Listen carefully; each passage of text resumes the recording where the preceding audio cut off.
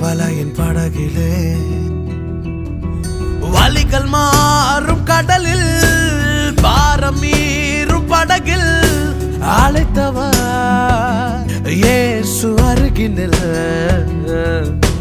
கடலின் மீது நடந்தும் வார்த்தையால் காற்றை அதட்டும் அதிபதி இயேசு போதும். கண்ணீர்